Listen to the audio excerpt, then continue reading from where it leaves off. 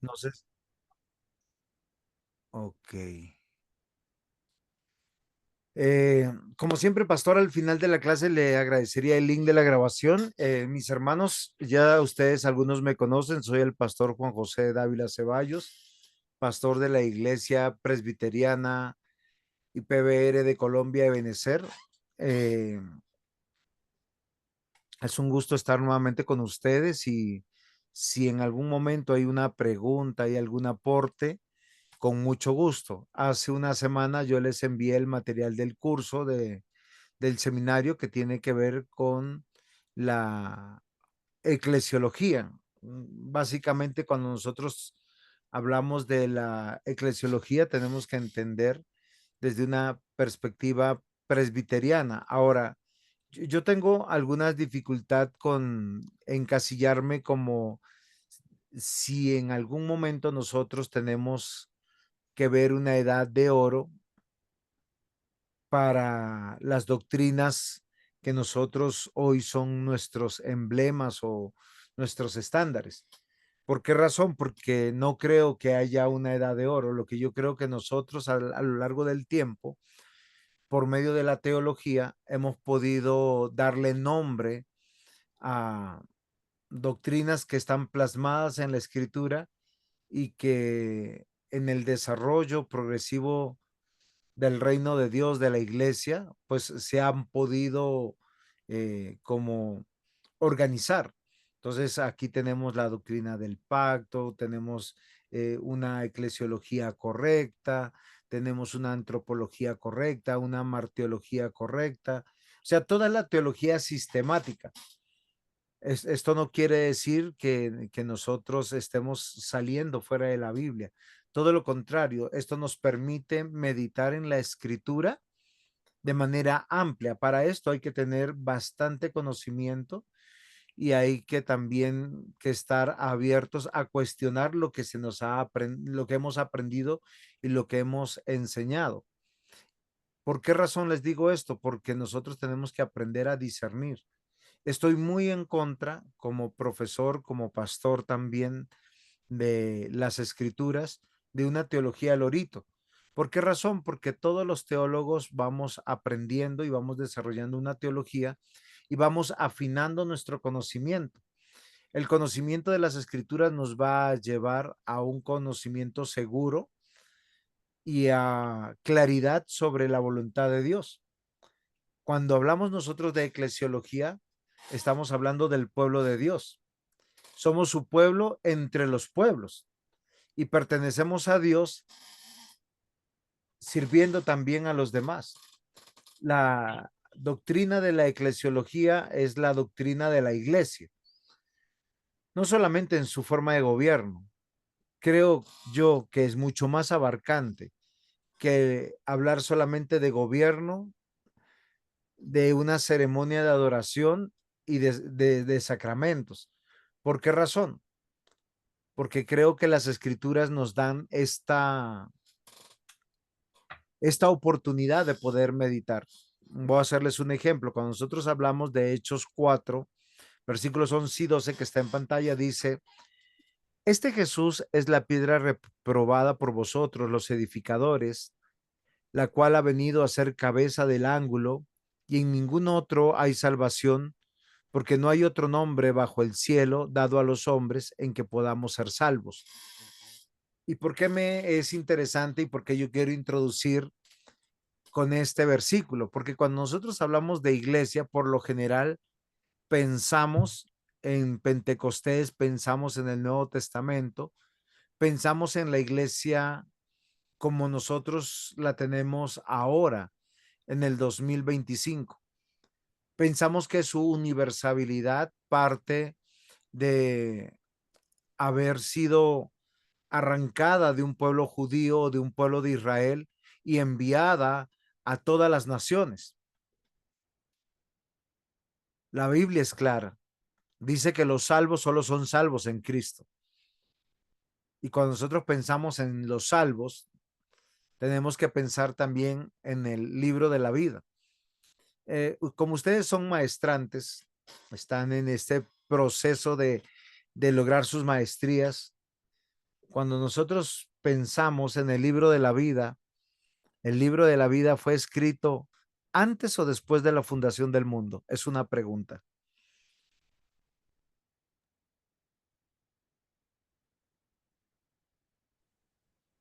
Creo que mi volumen está muy bajito. Yo no escuché nada.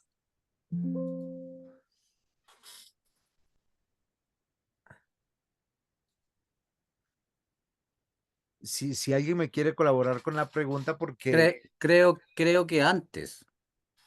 muy bien. Entonces, fíjense que cuando hablamos del libro de la vida, estamos hablando de aquellos que están inscritos para salvación, por los cuales Cristo vino y murió.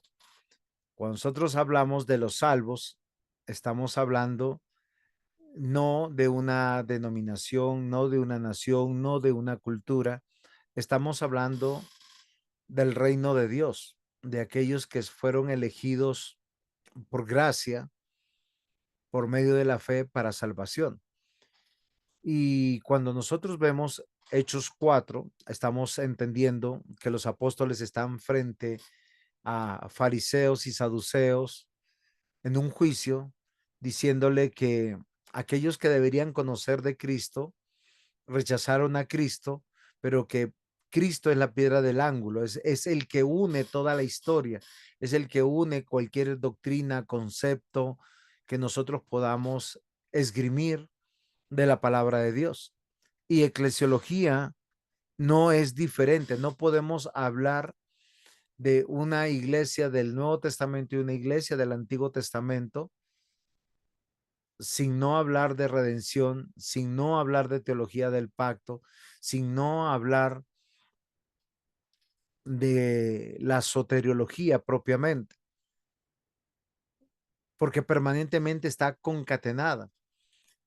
Y los que ya me han escuchado, hay argumentos muy válidos dentro de la escritura para entender que la salvación es permanente, que la salvación es obra de Dios, que el hombre no participa y que a lo largo de la historia de la redención vamos viendo cómo progresivamente Dios se da a conocer Él en su carácter, pero también da a conocer su plan. Pero quien une la historia tanto del Antiguo y del Nuevo Testamento es Cristo, y sin Cristo no hay salvación, y sin Cristo no hay iglesia, y sin Cristo no hay teología del pacto, y sin Cristo nosotros no pudiéramos hablar de vida eterna. ¿Es claro hasta aquí?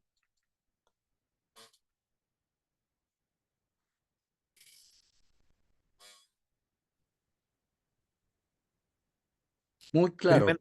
muy bien. Primeramente quiero establecer unos eventos históricos como la creación, la caída, la redención, porque es lo que nos compete a nosotros estudiar.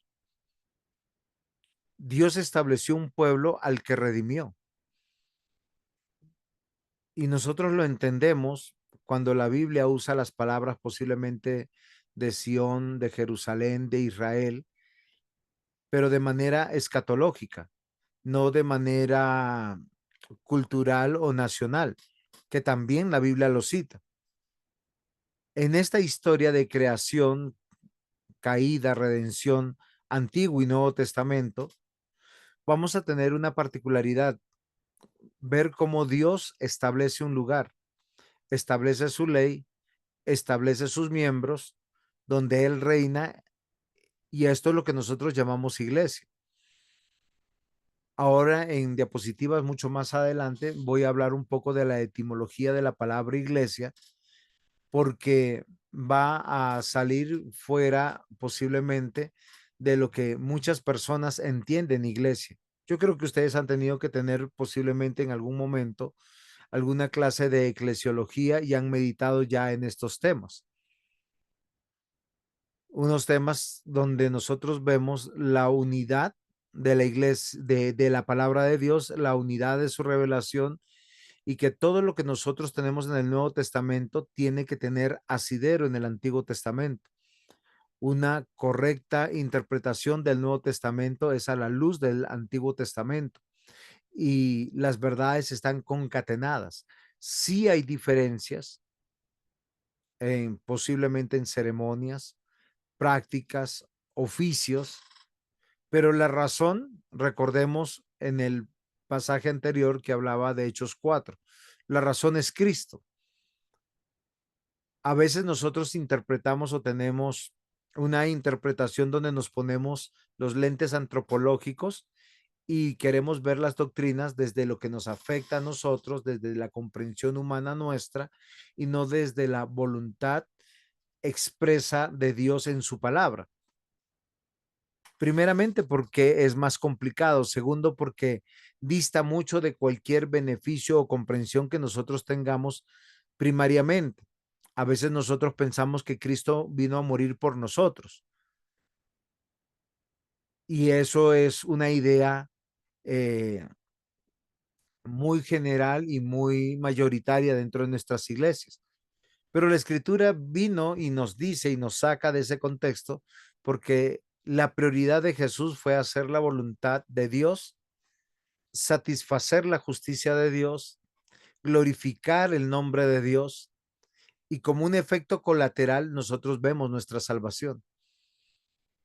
Cuando decimos que Cristo vino a morir por nosotros en primer lugar, pues estamos alejándonos de la centralidad del Dios de la Biblia, que es Padre, Hijo y Espíritu Santo, tres personas, un Dios verdadero. ¿Por qué yo les digo esto?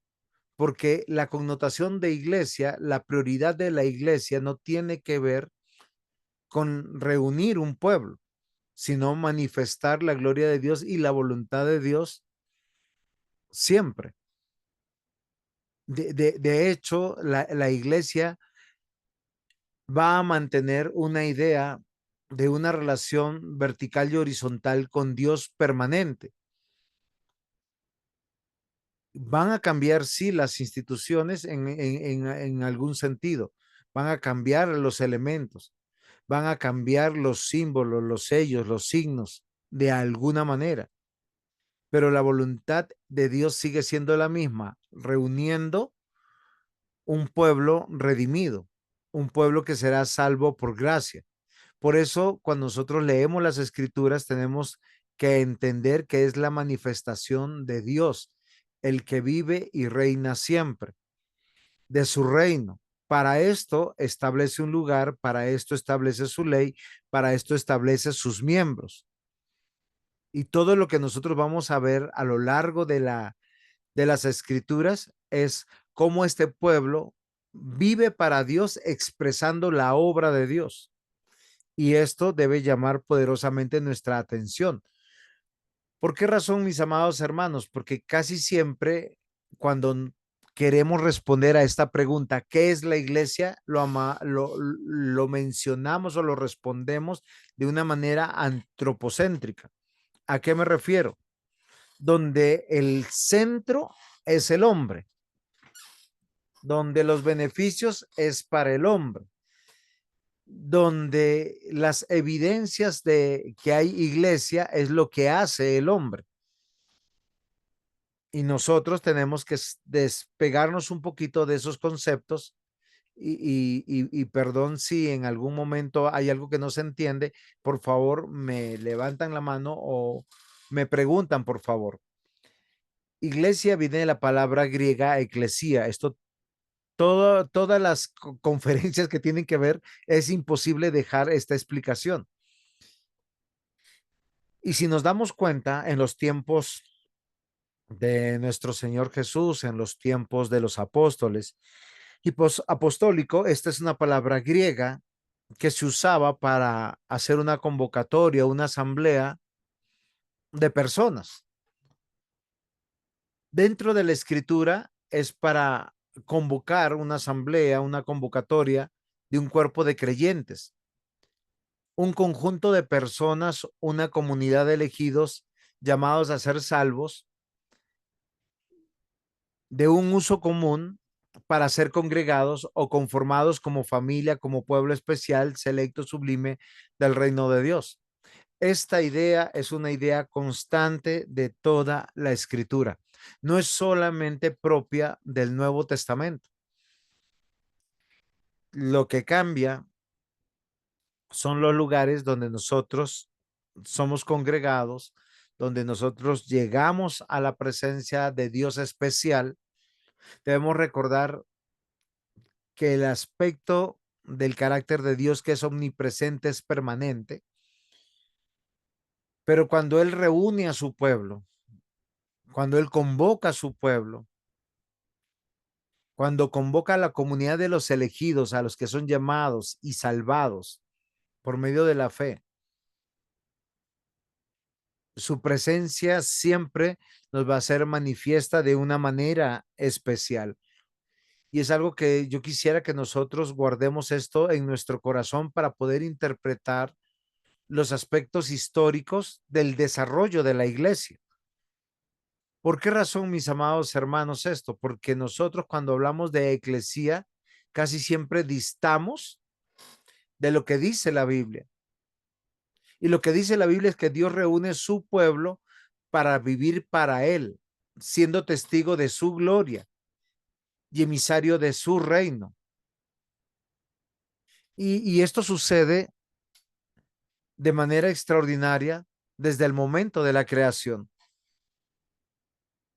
Cuando Dios crea todas las cosas, Él va a convocar a su iglesia.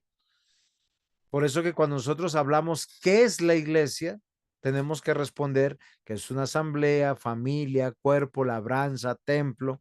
Hay varias analogías que usa la escritura para decirnos qué es la iglesia.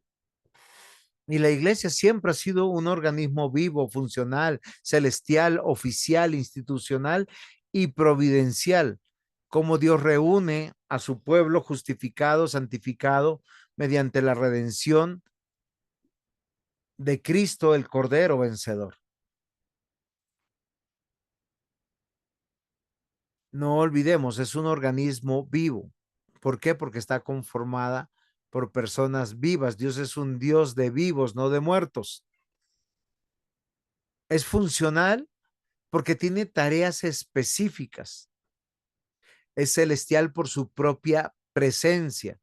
Es oficial porque hay un orden. Siempre han habido personas en cargos donde están de manera representativa dirigiendo, instruyendo, guiando, disciplinando. Una institución que nace en el corazón de Dios. Y lo podemos ver desde un comienzo de las escrituras. Estas conclusiones a las que yo los estoy tratando de llevar para que nosotros consideremos es porque la iglesia no tiene que ver con nosotros, tiene que ver con Dios. Por lo tanto, existimos como iglesia siempre para rendirle culto, para servirle. Su misión y cumplir su misión de extender su glorioso reino. Debemos recordar el encargo que Dios le hizo a Adán y a Eva. Sojuzgad, fructificad, llenad la tierra. Dios quiere que su iglesia, su pueblo, su familia, su reino esté conformada exclusivamente por lo que los teólogos han llamado la corona de la creación. Hombres y mujeres. Hombres y mujeres que por las realidades bíblicas que se nos cuentan, fueron separados de la gloria de Dios, pero fueron redimidos, regenerados, llamados de todas las edades, naciones, lenguas, tribus y pueblos, los cuales deben gozarse de Él por siempre. A veces nos parece a nosotros que la universalidad de la iglesia nace solamente en el Pentecostés, pero olvidamos las épocas y las cronologías históricas.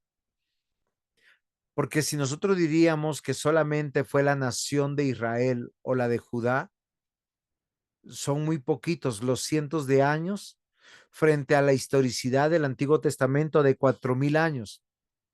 Ahora también debemos recordar que el pueblo de Dios no está totalmente descrito dentro del Antiguo Testamento, porque el Antiguo Testamento no nos narra los pormenores y detalles de la congregación, de la asamblea de Dios, de la nación de Dios, del reino de Dios en sus primeros momentos. Por lo menos rápidamente los 2000 primeros años pasan corriendo y lo único que tenemos es una genealogía en Génesis 5, posteriormente en Génesis 11, si mi memoria no me falla. Cuando nosotros pensamos en eclesiología, la eclesiología es un estudio del origen, del funcionamiento, propósito y gobierno de la iglesia. Es la doctrina de la iglesia. Y como les había dicho, está basada en la palabra griega eclesía, que traduce asamblea. Y algunos dirán, pero iglesia no existe en el Antiguo Testamento. Pues la palabra no existe, pero tiene su sinónimo en el idioma hebreo. Cuando pensamos en el Nuevo Testamento, la palabra iglesia siempre se va a referir al pueblo de Dios, por lo menos desde tres perspectivas.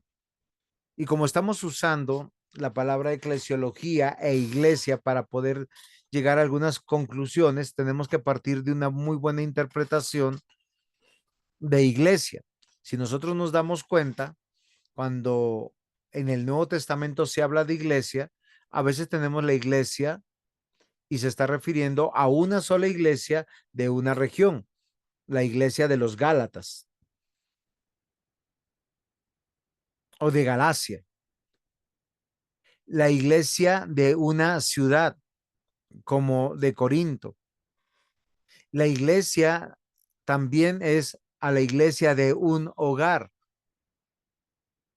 como Pablo cita varios lugares donde la iglesia tenía su asidero en la casa de algunos hermanos a los cuales Pablo también saluda y dice. Entonces, fíjense que nosotros estamos viendo que es una asamblea, un pueblo, una reunión, una congregación, a veces de toda una región, de toda una ciudad o de todo un hogar. Los siguientes versículos bíblicos nos van a ayudar para poder entender. Bueno, no tengo acá los versículos bíblicos sobre lo que les iba a decir, sino esta era mi introducción para poder hablar sobre 4 temas en estas clases, de las cuales yo quiero que nosotros podamos estructurar la doctrina de la eclesiología, su fundamentación, su funcionalidad, su administración y su efectividad. Cuando hablamos de fundamentación, ¿cuál es el origen? ¿Dónde nace? ¿Por qué nace? Su desarrollo. La funcionalidad, la iglesia en la historia, en esa historia que nosotros a veces no la reconocemos, porque no nace ni con Pedro, ni él es la primera piedra, ni mucho menos el primer papa. Su administración, su gobierno y programas, y finalmente su efectividad. ¿Cuál es el propósito de la iglesia? ¿Para qué fue dada? Y por qué en todas las épocas de la historia de la Biblia que nos narra, nosotros vemos que no ha cambiado su propósito. En esta idea, vamos a hablar en esta primera clase que nos corresponde hoy sobre el tema de su desarrollo, sus principios que son fundamentales. Entonces, tenemos que decir que la iglesia se origina en el corazón de Dios y se manifestó en la historia con la creación de la humanidad y la redención del primer salvo y su familia, los cuales han sido llamados, congregados y constituidos como la familia, pueblo o nación de Dios que rinde culto y sirve con diligencia y abnegada disposición a su glorioso reino. Recordemos que para nosotros es muy trascendente Génesis, capítulo 1, capítulo 2, de muchas maneras. Primero, entendiendo que hay un contexto histórico. Los primeros lectores de Génesis fue el pueblo liberado de Egipto en el desierto. A una respuesta, ¿quiénes son ustedes? ¿De dónde vienen? Y yo quiero que nosotros seamos conscientes de algunas realidades históricas, porque muchas veces hablamos de la universalidad de la iglesia solo a partir del Pentecostés. Y quisiera que ustedes me ayudaran, queridos estudiantes, cosa que yo descanso un poquito y también intervienen algo. ¿Cuántas personas fueron liberadas de Egipto y trasladadas al desierto, atravesando el Mar Rojo? Eso es un aproximado. 2 millones más o menos, hermano Juan. Muy bien, entre 1.500.000, 2 millones. ¿Y todos eran judíos o israelitas?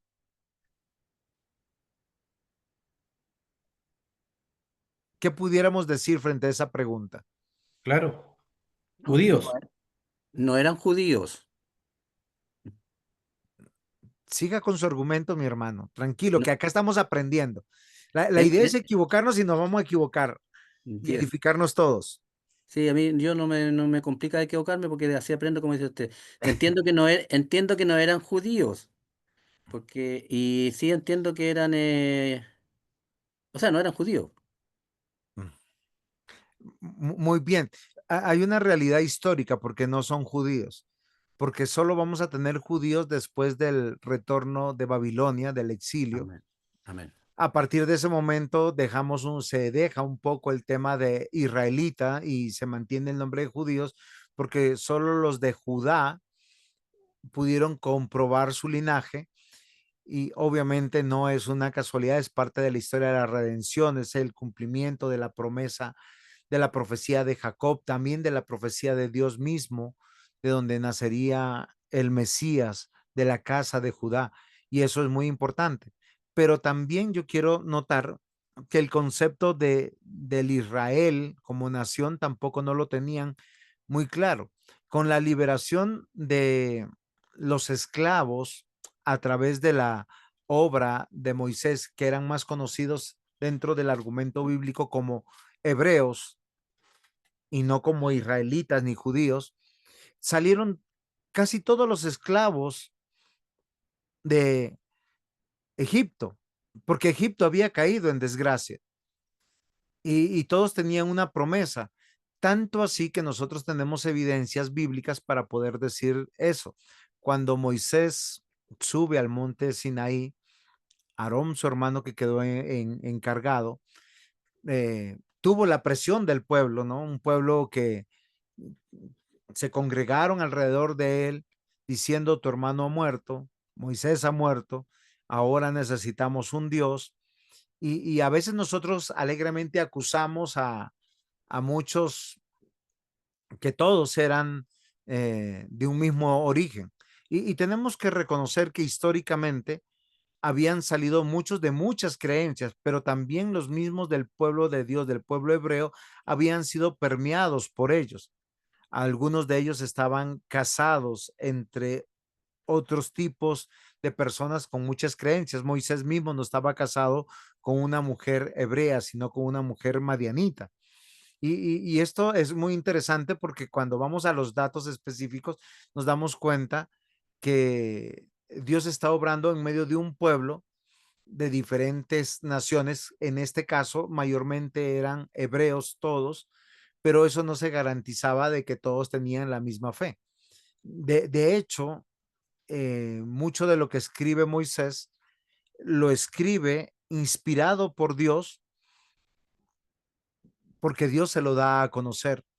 Entonces, cuando nosotros estamos pensando que el origen de la iglesia nace en Dios, nace desde el primer salvo, nace para todos aquellos que va a salvar. Esto no tiene una premisa ni de nación, ni de género, ni de época. Lo que nos llama las escrituras es saber que Dios tiene un plan y Él va añadiendo a la iglesia todos los que van a ser salvos pero todos los que están inscritos en el libro de la vida. Un libro escrito antes de la fundación del mundo especifica el libro de Efesios. Apocalipsis también lo cita de esta misma manera, que todos los que estarán en la presencia de Dios después de la resurrección son los que estaban inscritos en el libro de la vida, ni uno de ellos faltará. Entonces, algo que debe ser fundamental para nosotros es entender que Dios está salvando personas. Hebreos 11 nos habla de Abel, la genealogía de José de María nos habla de Adán y de Eva, y todos siempre en este mismo contexto, una salvación por gracia, en perspectiva del Mesías en el Antiguo Testamento, y en el Nuevo Testamento ya con la claridad de que es Jesucristo nuestro Señor, Dios y Salvador. Ahora Dios le da leyes al hombre para que las obedeciera. Él provee un redentor. Y esto es parte de la constitución, de la propia normatividad y existencia intrínseca de lo que se llama la ley. Desde este momento nosotros tenemos que considerar que Dios, cuando reúne a su pueblo, lo reúne bajo su palabra o su voluntad revelada. Y esa voluntad revelada es ley, porque a través de esa orden o esas órdenes que el hombre va recibiendo, que por gracia puede obedecer, o en su defecto, si no las obedece, llega la muerte, tal como le sucedió a Adán y a Eva. Fíjense que esto es muy curioso, porque nosotros vemos de una manera clara que en Adán y Eva se crearon las tres instituciones importantes que estarán a lo largo de toda la escritura: el hogar, la iglesia y la nación o el Estado. La representación federal de Adán es tomada por Pablo, y él es el que nos dice que a Adán, al pecar, nos representó a toda la especie humana, y toda la especie humana fue separada de la gloria de Dios sin haber nacido y sin haber pecado. Pero en Cristo, que también es el segundo Adán, de acuerdo al mismo argumento, nosotros somos reunidos, convocados, sacados afuera, y es manifiesta la salvación. En este sentido, nosotros podemos entender que si la palabra iglesia es congregación, asamblea, estamos hablando en término plural. Y desde un comienzo Dios encargó al hombre, a la mujer, a Adán y a Eva, a extender la imagen y la semejanza, conformar el reino de Dios, por lo tanto, conformar la asamblea de Dios o la congregación de Dios desde un inicio. Y vemos la narración de Génesis 3 de manera clara para nosotros, cuando Dios se presenta de manera redentiva y presenta su redención. No hay uno solo que esté en la presencia de Dios desde este momento hasta nuestros días, que no sea por gracia, que no sea por la intervención de Dios, que no sea porque Dios lo buscó, Dios lo llamó, Dios lo justificó, Dios le da la fe, Dios lo restaura o lo regenera, y Dios persevera en su vida hasta el final de sus días. Es la misma historia desde Adán y Eva, de Set, de los que nosotros llamamos en Génesis 5 la historia de los patriarcas, de Noé mismo, de Abraham, estamos hablando de Génesis 6 al 11 y luego Génesis 12, donde nosotros vemos esta verdad, pero todo está en el orden de una asamblea, de una nación, de un pueblo, del reino de Dios, que sería lo que traduce eclesía. Por eso, a la pregunta, ¿desde cuándo podríamos hablar de una iglesia? La respuesta es muy evidente, porque la etimología de la palabra iglesia tiene origen en el griego, que es una asamblea de ciudadanos libres. Y los únicos ciudadanos libres que encontramos siempre serán los que fueron libertados en Cristo. Nosotros tenemos que reconocer que la palabra eclesía fue adoptada por los autores del Nuevo Testamento y le emplearon para referirse a una nueva alianza del pueblo de Dios, que con el tiempo el vocablo iglesia adquirió un nuevo significado, familia de Dios. De hecho, nosotros hablamos de Dios Padre, pero su paternidad no es como la paternidad referente a un padre como un padre biológico. El mismo Señor Jesús estableció y dijo, Padre nuestro que estás en los cielos, santificado sea tu nombre. La iglesia ve a Dios como su Padre, pero es su Padre que está en los cielos, sentado en el trono, y es una relación de criaturas con su Creador, de hombres y mujeres redimidos con su Redentor, de hombres y mujeres salvados con su Salvador. El Nuevo Testamento habla de esa asamblea, habla de esa iglesia, de aquellos que son llamados afuera. 115 veces es citada estas palabras, esta palabra eclesía, 3 de las cuales se traduce como asamblea y 112 como iglesia. En el Antiguo Testamento, la Septuaginta utiliza también la palabra eclesía para traducir en griego la palabra hebrea que ustedes tienen ahí en pantalla. Yo no sé hebreo, pero el diccionario me traduce muy bien, que significa congregación, asamblea, compañía o cualquier otro cuerpo organizado. Y es algo que yo quiero que llame la atención, porque a veces nosotros pensamos que iglesia solo está desde el Nuevo Testamento, que el orden cambió y realmente la palabra iglesia siempre va a hablar de algo que es muy importante para todos nosotros, del consejo de Dios. Éxodo 12:3 dice de la siguiente manera, hablad a toda la congregación de Israel diciendo, en el 10 de este mes, tómese cada uno un cordero según las familias de los padres, un cordero por familia. Acá yo quiero que nosotros miremos, si estuviéramos hablando del hebreo, estaría la palabra que nosotros vimos anteriormente.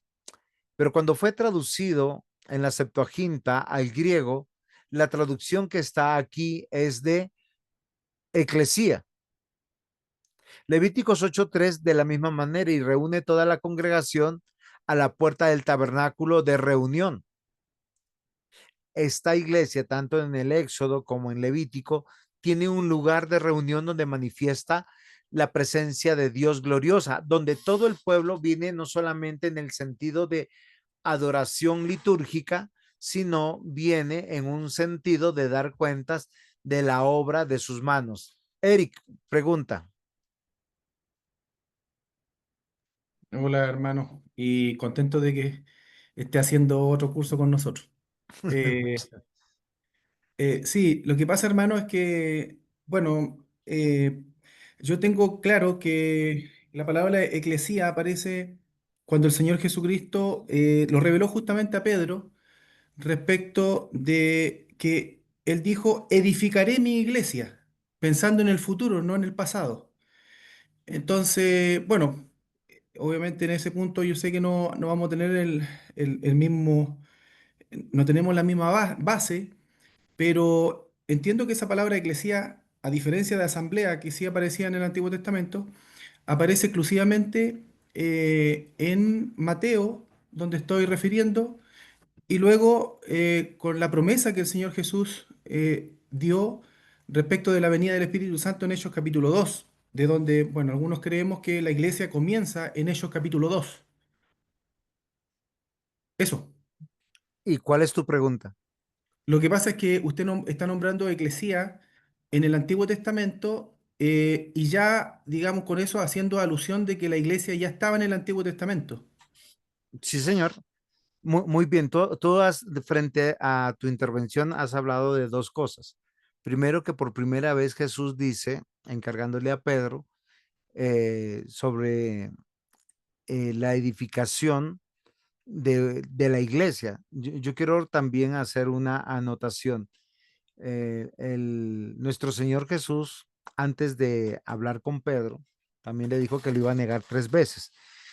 Pero fuera de eso, por eso comencé con Hechos 4, donde Pedro y Juan hablan de a los fariseos, a los saduceos, que ellos habían rechazado a la piedra del ángulo, y esa connotación o esa analogía o esa metáfora que está usando de piedra del ángulo para comparar con Cristo, es muy interesante porque dentro de la estructura arquitectónica, el que podría saber de eso, sabe que une un arco que va a ser sólido y que sin esa piedra angular no podría sostenerse un arco. También la piedra angular se usaba como una base sólida para construir una casa o un edificio.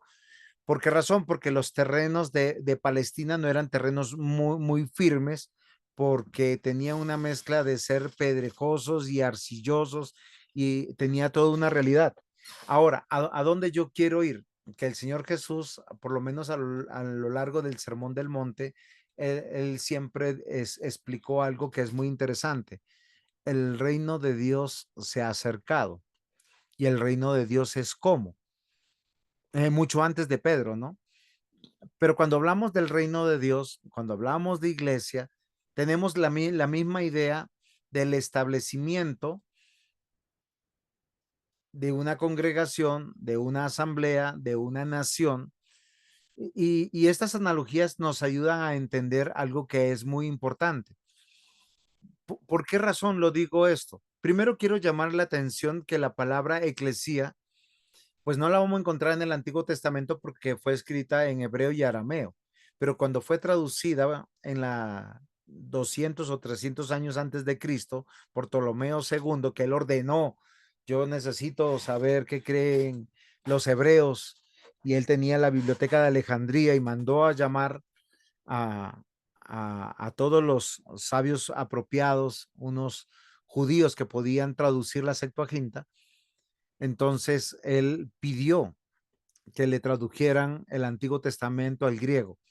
Y debemos reconocer que Jesús usó la Septuaginta para predicar y para enseñar, por los textos propios del Nuevo Testamento cuando se están narrando. Pero bueno, primero tener claro que la palabra eclesía, Dios soberanamente la usa, obviamente, pero no es una casualidad, porque siempre la iglesia, desde nuestra perspectiva en el Nuevo Testamento, va a reunir a los salvos, a los elegidos por gracia.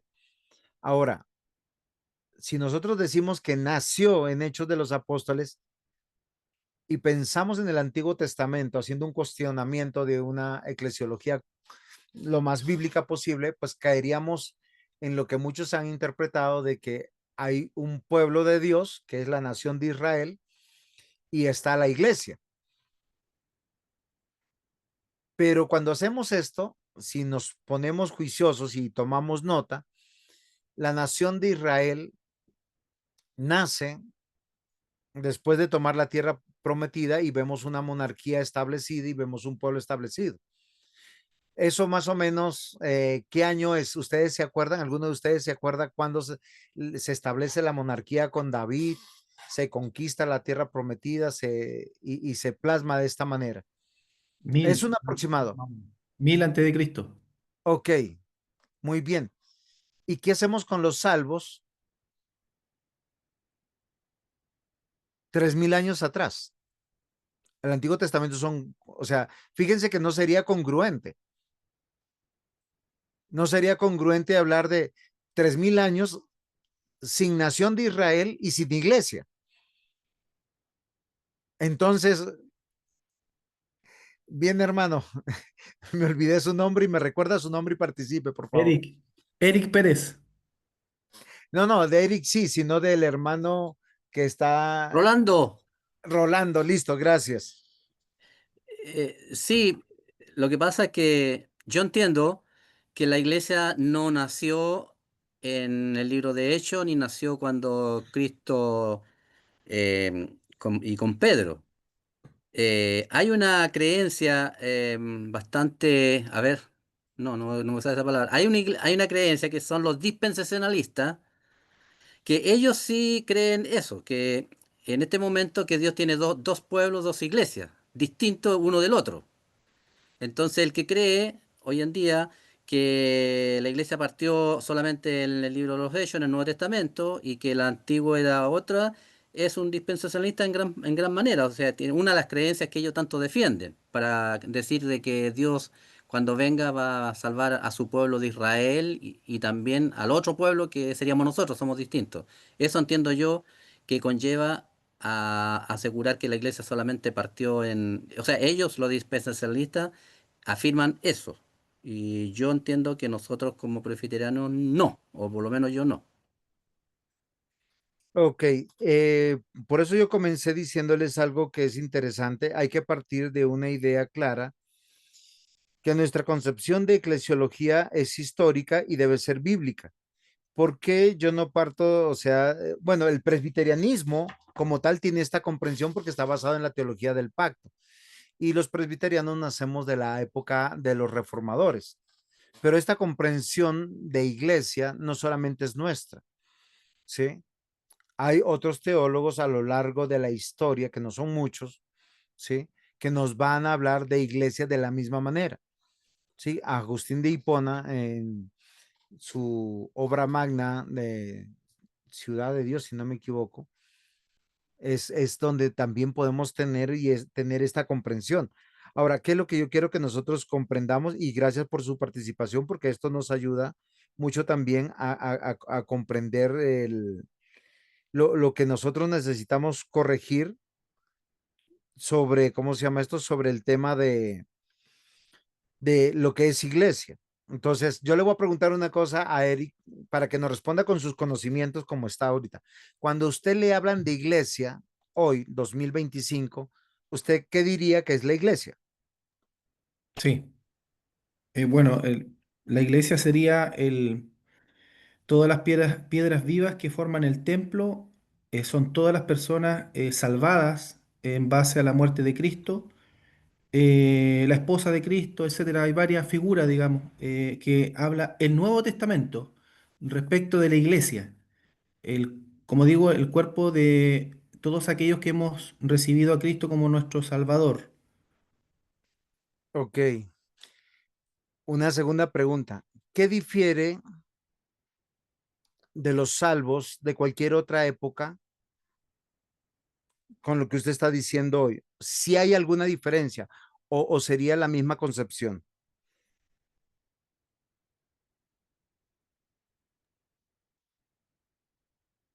O sea, podríamos decir que a cualquiera que ha creído en Cristo Jesús en otra época es iglesia. Claro, sí, se entiende que sí, le No, no, entiendo. la Sí, respuesta es pero cerrada, ¿es sí o no? sí, Muy bien. Yo quiero partir, ¿por qué razón? Porque, o sea, no podemos decir que, voy a hacer un ejemplo, que estos son gafas ahora y en otra época eran llamados de otra manera. Bueno, en otra época posiblemente no habían gafas o había otro nombre, lentes, anteojos, pero todos se refieren a lo mismo. Lo que yo quiero que nosotros consideremos es que lo que nosotros llamamos iglesia desde el Nuevo Testamento, a veces lo confundimos. Esto es curioso con la estructura. Como en los tiempos de Jesús, habían tres instituciones en Israel, la del templo, la sinagoga y las asambleas o las eclesías. Las dos primeras tenían un carácter religioso, ¿sí? El templo, ¿sí? Recuerden que no siempre estuvo en estado óptimo. Cuando tuvo su primera destrucción y luego viene Nehemías, Esdras, Ageo, Amós, que nos hablan sobre su reconstrucción, ellos seguían reuniéndose, parece ser en casas, donde va saliendo la idea de sinagoga y posteriormente vamos viendo la idea de sinagoga más claramente que sería como la iglesia hoy en día, como nosotros lo vemos. Pero nosotros a veces confundimos el lugar de reunión como iglesia y no como la asamblea de ciudadanos del reino de Dios, salvados por gracia con la fe en Cristo. Pero en los tiempos de Jesús, estas tres instituciones eran claras. Dos se referían a la fe judía, que era el templo y la sinagoga, y la segunda a una asamblea de ciudadanos que no tenían ninguna relación religiosa. Rolando, cuéntame.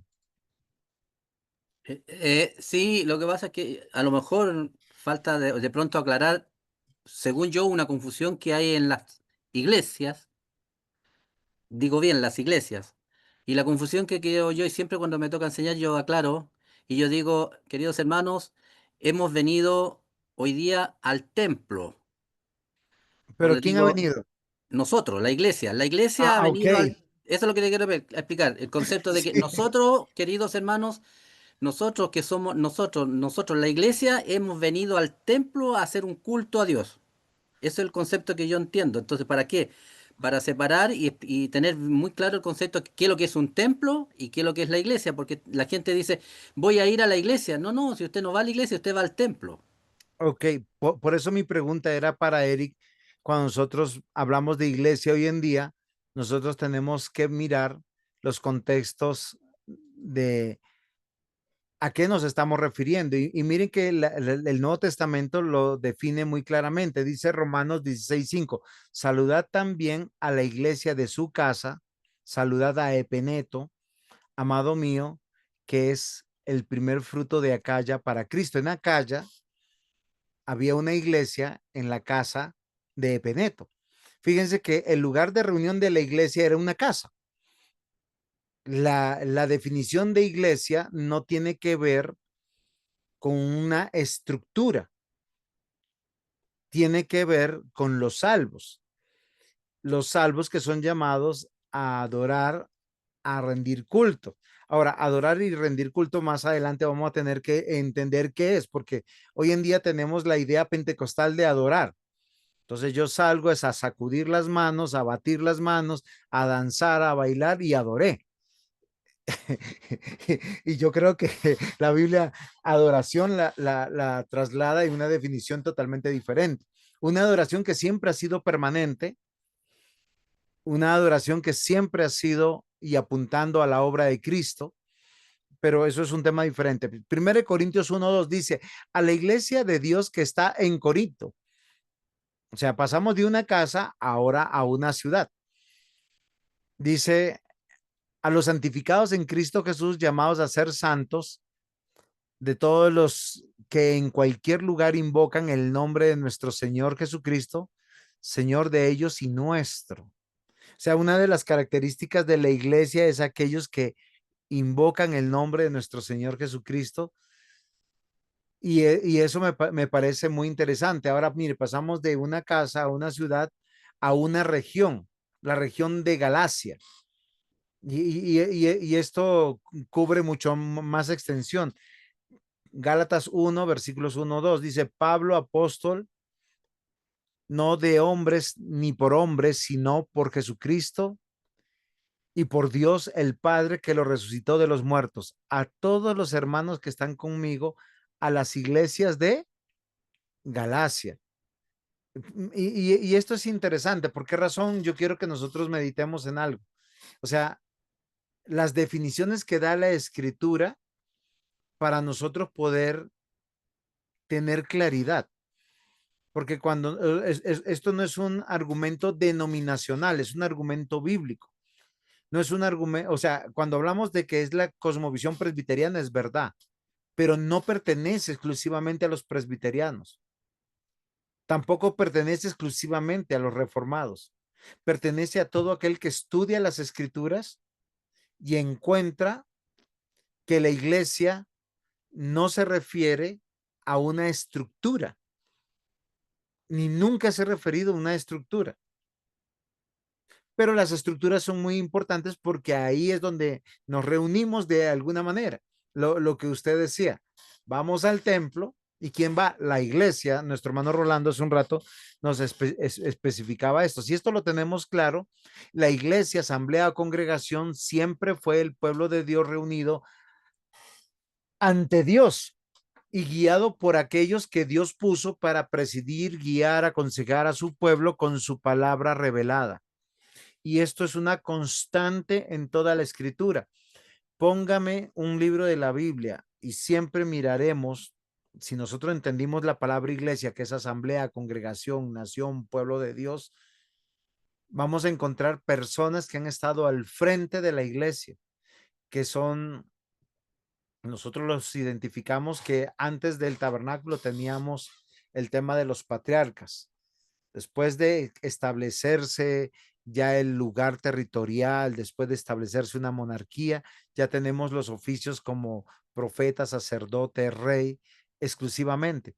Pero siempre Dios puso personas para guiar a su pueblo y siempre su pueblo reunido bajo su nombre es una asamblea o una congregación.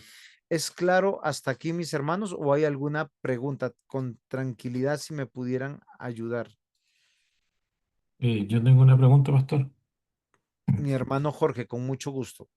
Eh, bueno, las definiciones de hasta ahora que se han dado se refiere a, a personas que han sido elegidas, justificadas, santificadas, o sea, nacidos de nuevo. Sí. Eso está claro, ¿ya? Mi pregunta va, algunos textos dividen a la iglesia visible e invisible. Todas las definiciones apuntan a la iglesia invisible, ¿cierto? Es una pregunta. Sí. Muy bien, tenemos que verlo desde dos perspectivas. Bueno, voy a hacer un ejemplo. Me voy a poner las gafas del hombre. Estoy viendo la iglesia y yo asumo que todos los que vienen a la iglesia, de la manera que estamos definiendo, son salvos. Sí, me voy a poner otras gafas, las gafas de Dios. Él sí sabe quiénes son salvos y quiénes no. Nosotros tenemos desde Génesis la misma perspectiva. Unos eran y otros no eran. A veces dentro de una misma familia, Caín y Abel.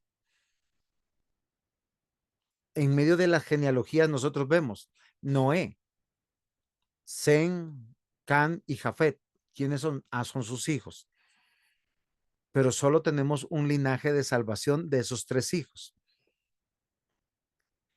Isaac, Jacob y Esaú. Y seguramente que si nosotros tuviéramos de miembros de nuestra iglesia a Esaú y a Jacob, Esaú, varón, cazador, diligente, obediente, lo tendríamos candidato para anciano, para pastor o para mínimo para diácono.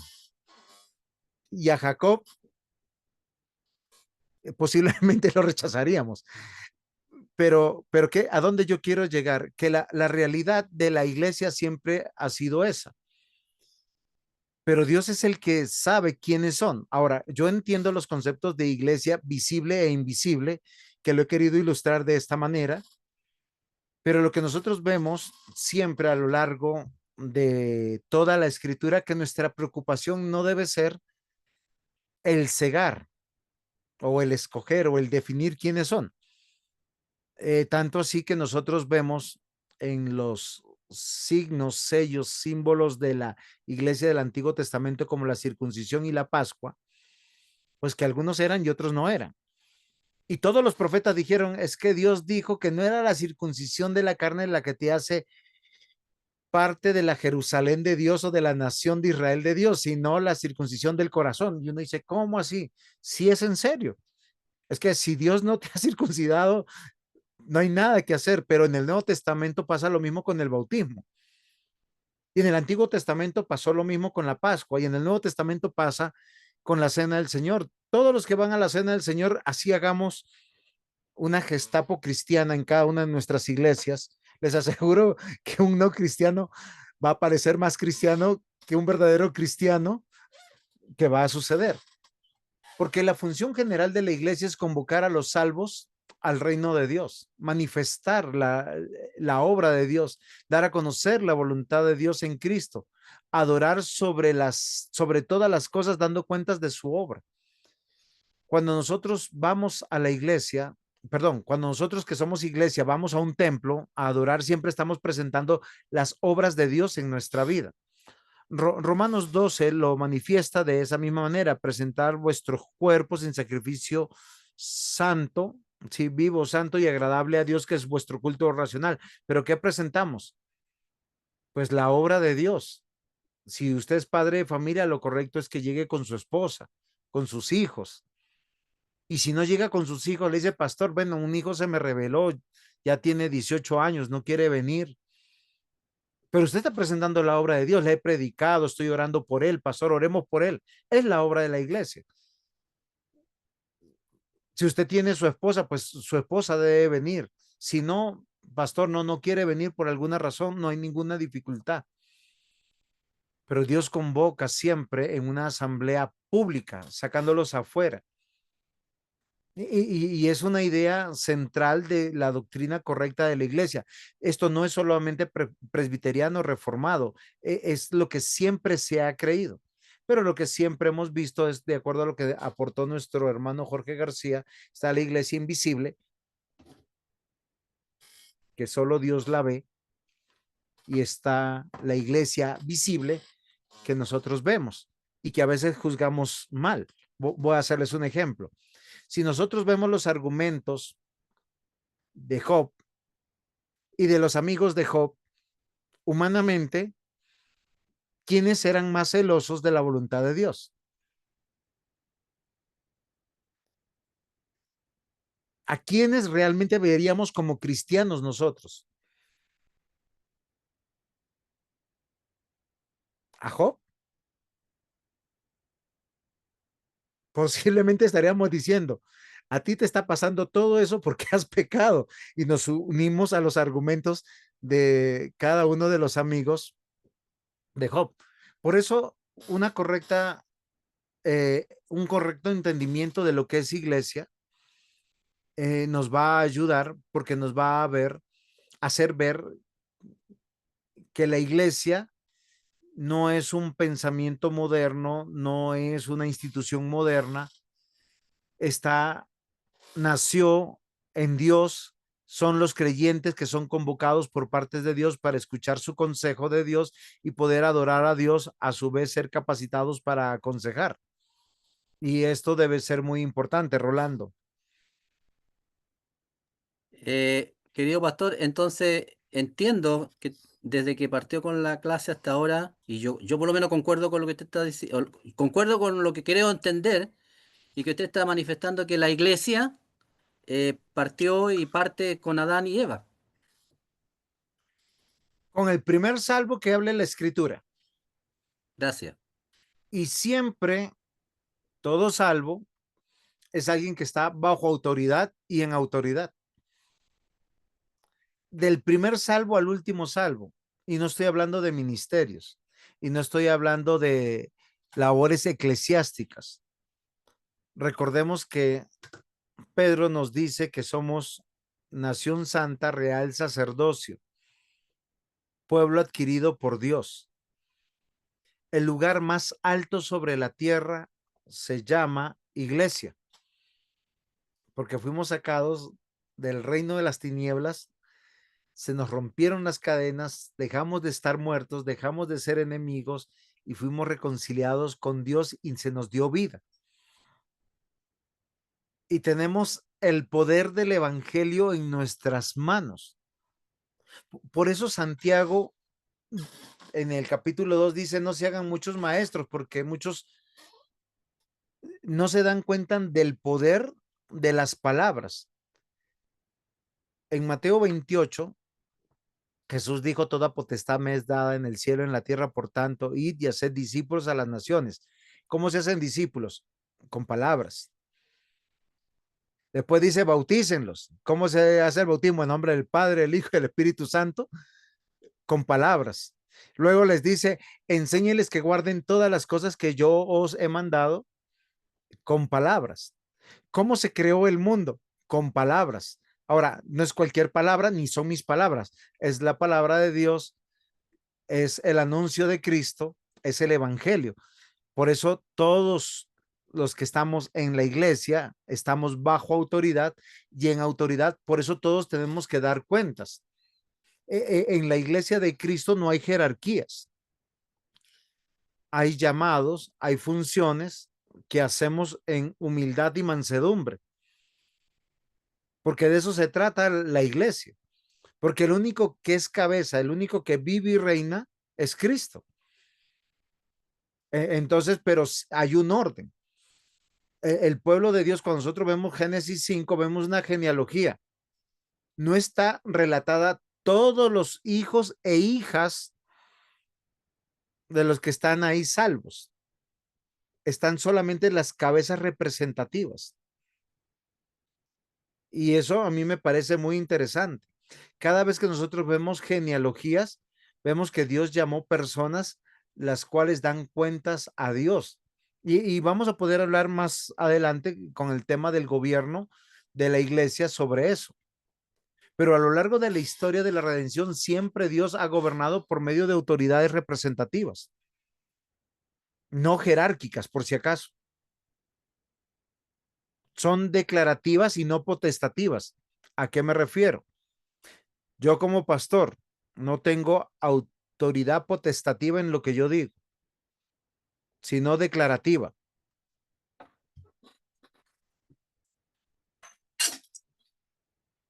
Abro una Biblia, abro la Biblia, la leo, la explico, la enseño, estoy solamente declarando o proclamando o anunciando. Lo que hizo Moisés fue anunciar la voluntad de Dios. Lo que hacían los profetas era anunciar la voluntad de Dios. Lo que hicieron los apóstoles, anunciaron la voluntad de Dios.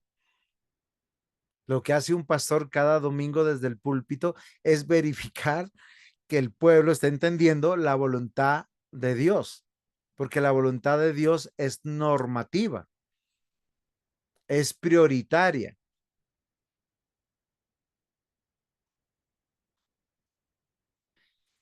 Por eso podemos entender que hay tres marcas para la iglesia bíblica y verdadera a lo largo de todos los tiempos.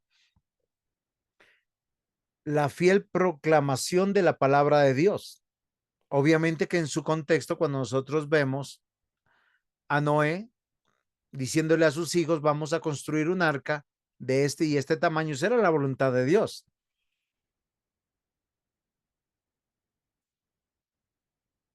Abraham escuchó la voluntad de Dios y la ejecutó en su vida.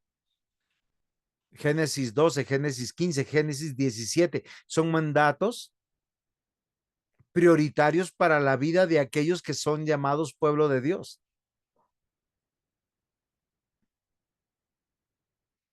La fiel proclamación de la palabra de Dios es una marca de cualquier iglesia en cualquier tiempo. Y fíjense que no estoy hablando del Nuevo Testamento. Y eso es muy importante. Y predicar todo su consejo en una unidad escritural, histórica y doctrinal. Miren, como una herramienta de exégesis y de hermenéutica. Cualquier conclusión que lleguemos de un texto bíblico que vaya en contra del carácter de Dios, tenemos que poner un freno de mano y revisar. Porque yo no puedo ver a un Dios de amor en un hoy y en otro texto no. O un Dios justo en un texto y en otro texto no. ¿Por qué? Porque Dios es amor siempre y Dios es justo siempre. De la misma manera, cuando se instituyeron los sacramentos, y recordemos que solo hay dos tipos de sacramentos, tanto en el Antiguo Testamento como en el Nuevo Testamento, cuando está ese pueblo visible ya instituido con una promesa pactual, está la circuncisión y está la cena del Señor. Y para nuestros tiempos, el bautismo y la cena del Señor. porque los dos nos recuerdan dos cosas muy importantes. Es el reino de Dios, por el cual hay que pertenecer y estar en comunión. Uno es pertenencia, el otro es comunión. Y en medio de todo esto, un hilo conductor que está en medio de toda la historia de la iglesia, desde Génesis y Apocalipsis, es la disciplina dentro de la iglesia. Ahora, la disciplina no se ve como castigo. De acuerdo a la Biblia, los creyentes deben tener una conducta en Cristo y por su obra. Toda conducta ajena a esto debe ser reprochada y ser llamado al arrepentimiento. De eso se trata la disciplina. Dios llamó al arrepentimiento a Abraham cuando mintió. Llamó al arrepentimiento a Isaac cuando mintió. Llamó al arrepentimiento a Jacob cuando mintió. Eh, eh, a veces parece loco, pero abuelo, hijo y nietos mantuvieron como unas mismas luchas. Pero Dios los llamó al arrepentimiento y les reprochó sus conductas, viendo toda la disciplina del Señor, porque es a Él a quien presentamos nuestras obras. Por eso nosotros desde el Nuevo Testamento, nosotros vemos ancianos que son consejeros, diáconos que son consejeros, miembros que son consejeros, que aconsejan con la palabra de Dios. Pastor, Porque de eso se trata la voluntad de Dios. Recuerden que la iglesia está establecida en un lugar, ese lugar se llama tierra. Jorge. bueno, un tema que está tocando es muy interesante con respecto a la disciplina. Nuestra iglesia presbiteriana nacional tiene un libro de disciplina, ¿ya? Y yo me ha tocado, como anciano de mi iglesia, me ha tocado participar en más de alguna disciplina dentro de la iglesia. Y bueno, la última disciplina, ¿cierto? Es comulgar. Es comulgar a un miembro de la iglesia. ¿Qué posición tiene usted? Se me pregunta, ¿qué posición tiene usted con respecto a la excomulgar a una persona, o excomulgar a un hermano de la iglesia? ¿Es sacarlo de la comunión? ¿No dejarlo que escuche la palabra? ¿Qué posición tiene usted? Lo que yo he aprendido en mi ministerio es que el impío se excomulga solo. Lo primero que hace el impío cuando es descubierto en su pecado es abandonar inmediatamente la iglesia y no le importa más. El creyente, todo lo contrario. Al creyente, por su lucha con la carne, recuerden que Gálatas nos presenta esa idea, ¿no? ¿Por qué pecamos? Porque caemos en abrazar los deseos de la carne. Cualquier pecado de esos siempre va a ser una lucha. Dice, el deseo de la carne es contra el espíritu y la obra del espíritu es contra la carne. Lo interesante de Gálatas es interesante porque no dice que los deseos de la carne se combaten con la prohibición del deseo, sino con el crecimiento del fruto del Espíritu Santo. Dice, el fruto del Espíritu Santo es amor, gozo, paz, paciencia, bondad, benignidad, fe, mansedumbre, templanza.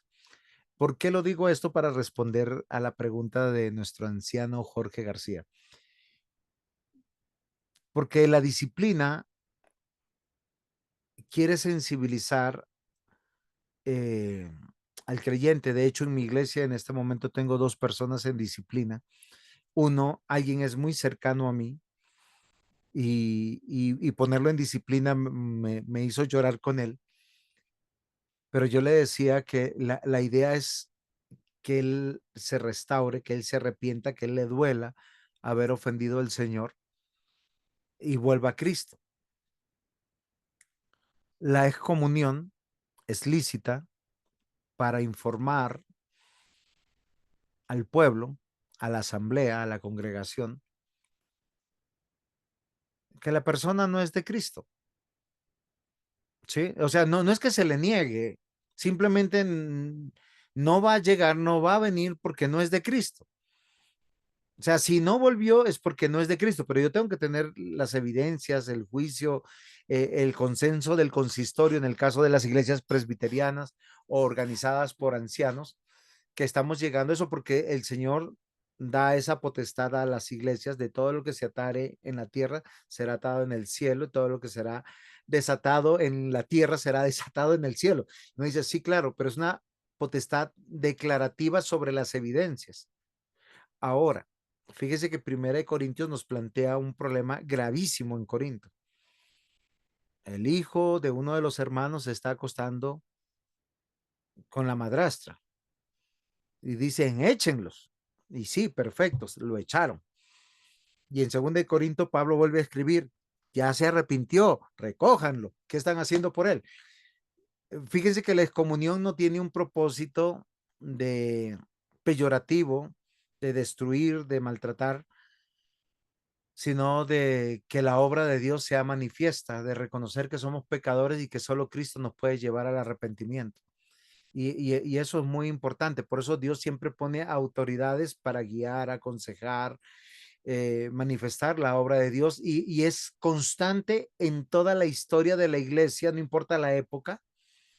¿Sí? Vemos a Noé juzgando a sus hijos, llamándolos a bendición y algunos interpretan maldición, la maldición de Cam, pero no es sobre Cam el hijo, sino sobre los hijos de Cam. Y es curioso, ¿no? Y nosotros vemos que cada uno de los que han estado en autoridad, siempre con temor y temblor, es en esa iglesia donde hemos sido aceptados, capacitados, pues nosotros tenemos que hacer exactamente lo mismo. Yo no creo en la disciplina para destruir o para escarnecer o avergonzar, sino para amar. Tanto así que esta persona de las cuales yo le hablo, que está en disciplina en mi iglesia, se paró un domingo y les dijo a todos los hermanos, ¿saben por qué no estoy al frente? ¿Saben por qué no estoy dirigiendo? Porque estoy en disciplina y la necesito y oren por mí. Yo dije, es un hombre de 33 años, es muy valiente en este sentido, pero todos tenemos nuestras luchas, muy pocos las afrontamos de esa manera, la mayor parte las maquillamos y sobrevivimos a ese encubrimiento lo más que podemos. La disciplina tiene que ver con esto y mire que es una de las marcas importantes de una iglesia, pero la disciplina no la hace la iglesia, la hace un gobierno de la iglesia, porque no todos estamos capacitados para hacer esto. Por eso nosotros estamos llamados a tener un gobierno bíblico como iglesia, igual que en nuestros hogares. ¿Sí? Fíjense que en este término de asamblea, congregación, siempre vamos a ver estos tres tipos de gobiernos, el gobierno episcopal, el gobierno congregacional y un gobierno representativo. En el episcopal es donde un abispado está arriba pensando que tiene la representación de Cristo para determinar las cosas. Y eso no es de esa manera, ¿sí? Porque la autoridad no reside en una sola persona, la autoridad solo reside en Cristo y su palabra. La congregacional, ¿por qué también es equivocada? Porque la autoridad no puede residir en un conjunto de personas agrupadas porque no todos tienen el mismo discernimiento de todas las cosas. Y a veces los que más participan de unas reuniones congregacionales son los que menos sabiduría tienen, pero más activismo tienen. No siempre es esto una regla, pero pasa. Finalmente, el gobierno representativo. La autoridad reside en aquellos que por su naturaleza de llamado y capacidad ejercen. Jesús le preguntó a Pedro 3 veces algo que es muy importante. ¿Ustedes se acuerdan que le preguntó 3 veces de la misma manera? Jesús, o sea, ¿me amas? Pedro, ¿me amas? ¿Y qué le respondió Jesús a la respuesta de Pedro? Apacienta mis ovejas. Ok. Aquellos que son llamados como autoridad para pastorear, acompañar, cuidar de la iglesia, tienen el deber de amar la iglesia. O sea, ¿qué significa? Defenderla a toda costa, aún a costa de sus propias vidas. Un verdadero pastor, anciano, diácono de una iglesia nunca se va a hacer a un costado. Él siempre va a pelear por proteger, por amar la iglesia, soportándolo todo, tal como 1 Corintios capítulo 13 lo dice. Pero esto lo veremos tal vez más adelante. Algo que yo quiero que nosotros miremos es que la iglesia es el lugar donde nosotros somos entrenados, capacitados para vivir bajo la palabra de Dios. O sea, todas las mismas, o sea, a veces nosotros pensamos que la adoración tiene una expresión solamente litúrgica, ceremonial, pero toda la historia de la iglesia tiene que ver con aspectos totalmente diferentes. Cuando nosotros somos llamados a orar, perdón, a adorar y nos presentamos a dar cuentas, a presentar nuestras ofrendas, a servirnos y nos edificamos, es de manera integral. Lo que sí manifestamos es que nos apartamos del mundo para ser testigos y testimonios del poder de nuestro consejero, que es Dios para nuestra vida.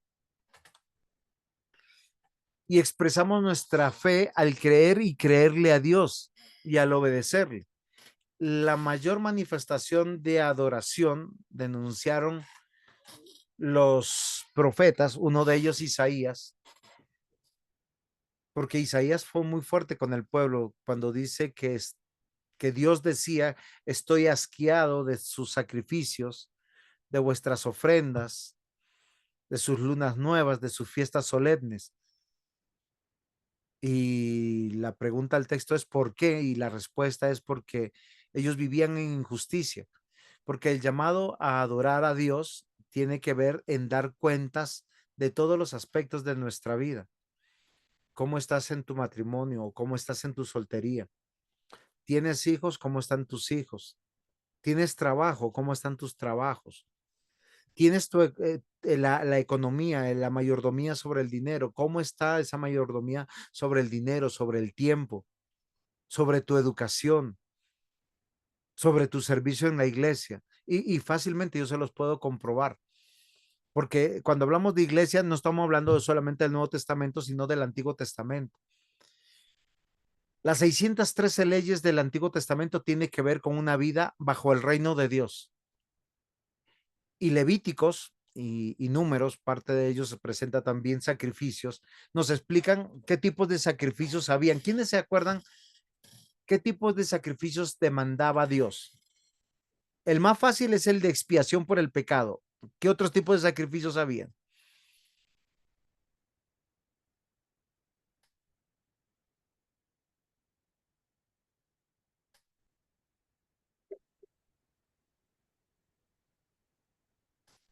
¿Están ahí?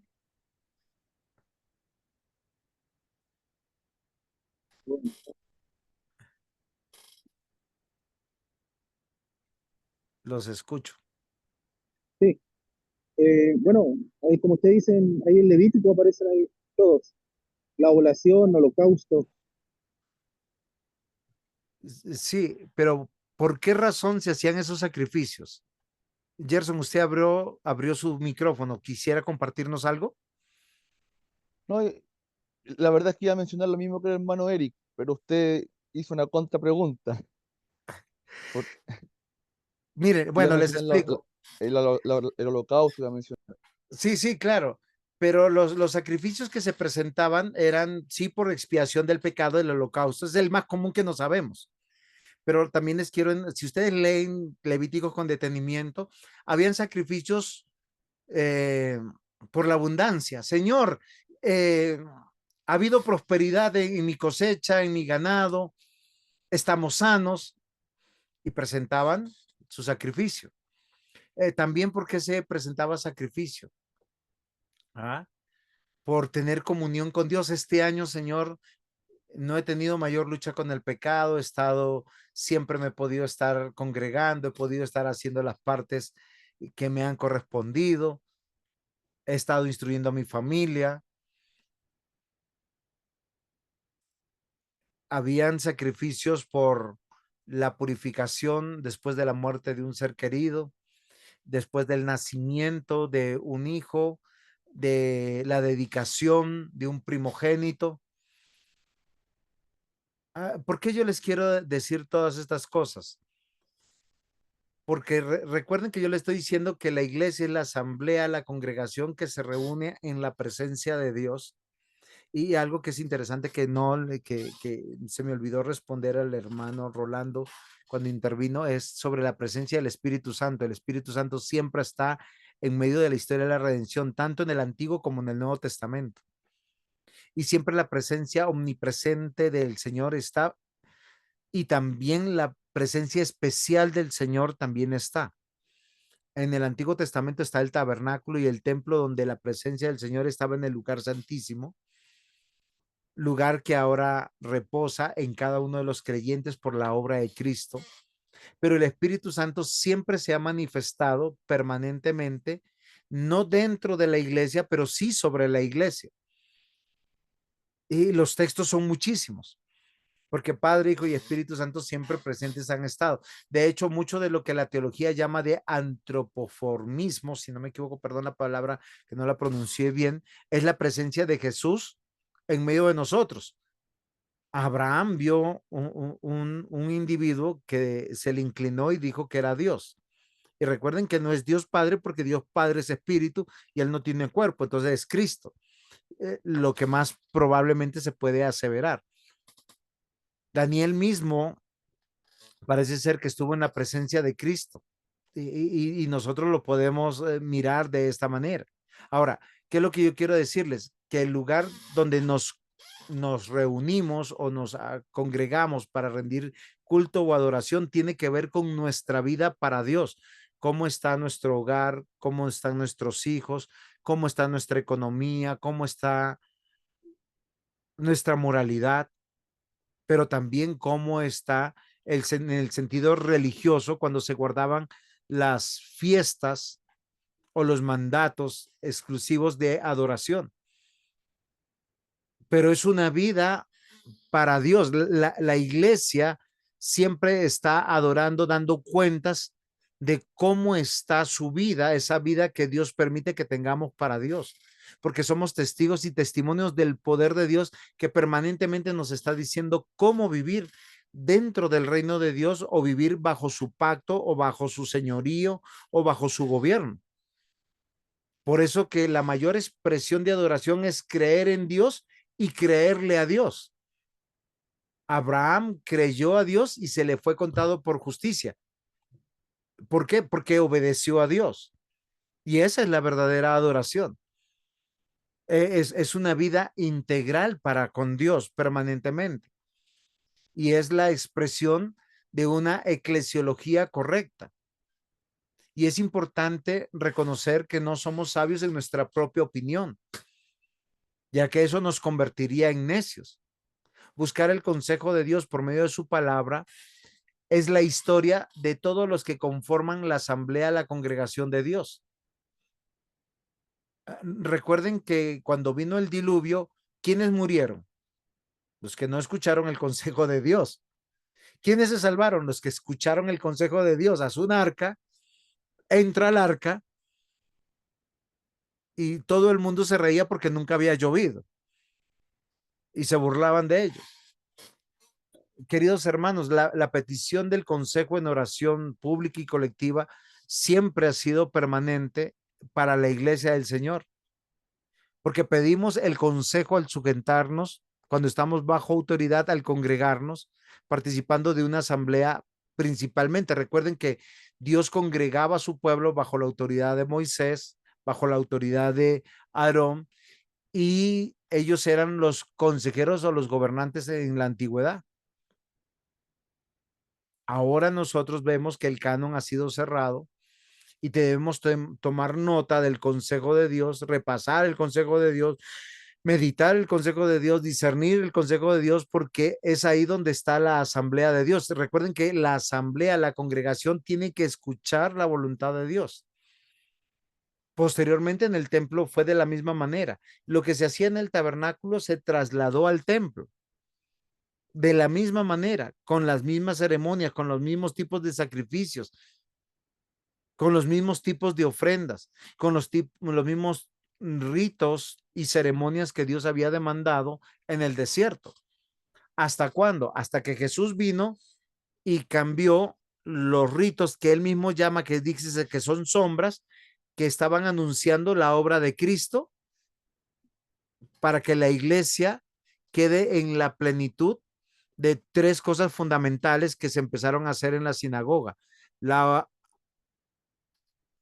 lectura de la palabra y enseñarla, la oración y la presentación de ofrendas, y podríamos hablar aún tal vez de los cánticos de alguna manera. ¿Preguntas hasta aquí?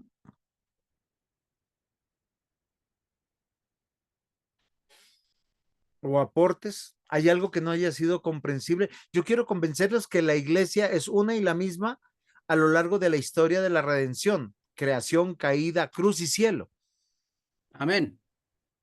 porque reúne a los que fueron elegidos e inscritos previamente en el libro de la vida.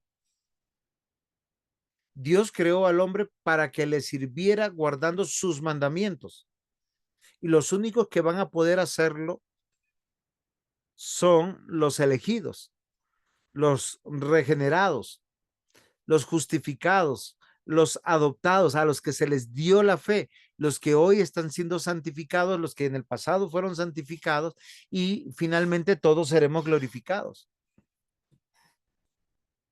Hermano, yo tengo una... ¿Qué tal? Mi nombre es Matías. Tengo No, una opinión que, por ejemplo, usted bien dice que el canon está cerrado. Todo eso fue un proceso histórico que quizá aquí todos ya conocen. No solo en Nicea, que sino, también tuvo sus revisiones después. Sin embargo, yo creo que el canon, dependiendo de la etapa en que lo veamos, siempre ha estado cerrado. ¿Y a qué me refiero? El canon para los judíos del tiempo de Moisés también estaba cerrado, tenía sus límites, ya estaba. Y así sucesivamente. O sea, quiero decir que la revelación de Dios siempre ha sido suficiente y ha estado acotada en la historia de la humanidad dependiendo de la historia. ¿Ya? Para los judíos de, no sé, hace 4.000 años fue el Pentateuco y así sucesivamente. Y qué bueno que tengamos algo así. Y respecto de lo otro que usted menciona, hermano, sobre el, que nuestra labor es básicamente ir y a las escrituras, eh, es complejo, hermano. O sea, no es complejo por el hecho de hacerlo, sino qué ha pasado después. Porque tenemos 1.000 años de la Iglesia Católica Romana, que tenía al obispo de Roma como el líder máximo de la Iglesia, que con el correr del tiempo, porque no fue siempre así, pero con el correr del tiempo su palabra era la ley, porque cuando hablaba él era como si estuviera hablando Pedro. Entonces todo lo que él dijera era la verdad. Sin embargo, entre nosotros no. ¿Y por qué eso genera una dificultad? Y me encantaría escuchar su opinión. Porque básicamente eh, agrega una dificultad al hecho práctico de hacer lo que dice la palabra. Porque, por ejemplo, cuando se juntaron los reformados, en la época de la reforma, Lutero se juntó en, no me acuerdo en este momento, pero se juntó con otro reformado, eh, se empezaron a dar cuenta que concordaban en ciertas cosas, pero en la transustanciación, respecto de eso, no concordaron. Lutero dijo, no, Jesucristo se encuentra en, por y sobre los elementos de la Santa Cena. Pero otro reformado dijo, no, esto es solo simbólico. Entonces, eso dificulta de alguna forma el efecto práctico de esto. ¿Para qué hablar de las confesiones? Entonces, eh, ¿cómo lo hacemos los reformados? ¿Cómo lo hacemos? ¿Cada uno hace lo que bien le parece, como dice el libro de Jueces? No creo. Le estoy metiendo en un problema gigante. Yo sé que esta es una clase introductoria, no, pero quiero tranquilo. escuchar su opinión. Gracias. Bueno, en primer lugar, la primera parte me parece muy acertado, creo exactamente lo mismo. A Adán se le dijo no comas de este árbol, comió, vino la sentencia y Dios lo salvó. paradójico, sí, pero el no poder cumplir la ley para Adán fue la parte que nosotros vemos como Dios salva unilateralmente, él va y lo busca y Adán, ¿dónde estás? Suficiente para salvarlo, ¿no? Y la voluntad revelada, él se acercó y ya nosotros conocemos la historia. En cualquier época de la escritura que nosotros nos planteemos, hay una progresión de la revelación de quién es Dios, de su carácter y cómo Él salva siempre por gracia. Y eso me parece coherente. La iglesia siempre ha sido lo mismo. De hecho, para hablar de teología del pacto, ni siquiera los reformadores hablaron de teología del pacto.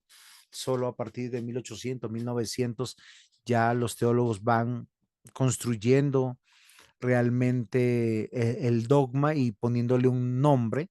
O sea, lo extraen bien de la escritura y nosotros podemos tener. Por eso yo comencé desde un comienzo diciendo que no tenemos una época dorada del cristianismo, porque si la tenemos y decimos que es el siglo XVI, sale un buen hermano como Matías y nos hace caer en cuenta que sin contar las guerras y los asesinatos que hubieron, ¿no?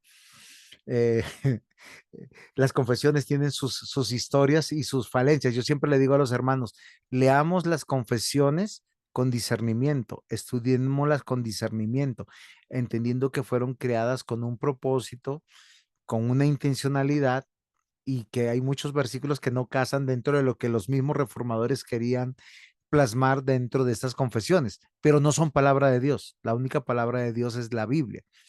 Ahora, creemos firmemente que el Espíritu Santo siempre nos va a guiar y nos va a llevar conforme al propósito de Dios. Lo que yo veo es que, bueno, partiendo de que el canon siempre ha estado cerrado, o sea, Dios hasta donde lo reveló era necesario y suficiente para salvar. Lo que entendí que dijo Matías, estoy de acuerdo, porque así ha sido. Pablo le dice a Timoteo, toda la escritura te es útil para enseñar, para redarguir, y no había un solo texto del Nuevo Testamento, exceptuando la carta que él estaba recibiendo, que después sería leída como palabra de Dios. Pero le dice, venga, fíjate en todo el Antiguo Testamento que es donde vamos a encontrar a Cristo y me parece extraordinario. Ahora el tema de las perversiones de la iglesia. No acusemos solamente a la iglesia católico romana.